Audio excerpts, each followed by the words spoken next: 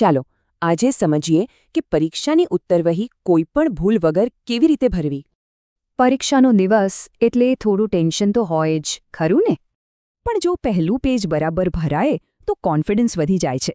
સૌથી પહેલાં હોલ ટિકિટમાંથી જોઈને તમારો બેઠક ક્રમાંક આંકડામાં લખવાનો છે અને બરાબર એની નીચે એ જ નંબરને શબ્દોમાં લખવાનું રહેશે.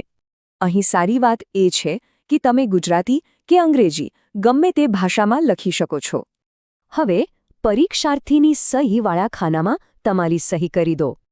પણ એક વાત ખાસ યાદ રાખજો, સહી હોલ ટિકિટમાં કરી હોય એવી જ કરવાની છે.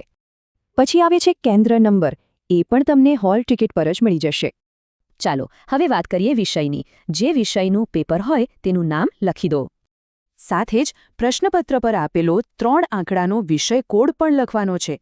અને હા, તે દિવસની સાચી તારીખ લખવાનું બિલકુલ ન ભૂલતા. આગળ જવાબની ભાષા લખવાની છે. ગુજરાતી માધ્યમ હોય તો ગુજરાતી લખવું. ઓકે, હવે સૌથી અગત્યનો ભાગ આવે છે 2 અલગ અલગ સ્ટીકરોનો. પહેલું છે બારકોડ સ્ટીકર.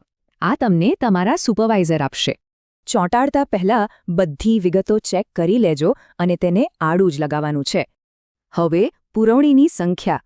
આ ખાનું પેપર પૂરું થાય પછી જ ભરવાનું છે.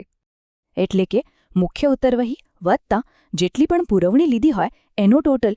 અને છેલ્લું કામ, પેપર પૂરું થાય પછી બારકોડ પર ખાખી સ્ટીકર લગાવવાનું. આ સ્ટીકર તમારી ઓળખ છુપાવવા માટે છે અને તીર ઉપર રહે એ રીતે લગાવજો. ચાલો હવે ફટાફટ 3 સૌથી જરૂરી નિયમો પર નજર નાખી લઈએ. પહેલો નિયમ, પેન ફક્ત વાદળી કે કાળી બોલપેન જ વાપરવી, જેલ પેન નહીં ચાલે. બીજું, પહેલા પાના પર ચેકચાક નહીં. અને હા, સુપરવાઇઝરની સહી ખાસ ચેક કરી લેવી. યાદ રાખજો, આ બધી નાની નાની વાતોથી જ મોટો ફરક પડે છે.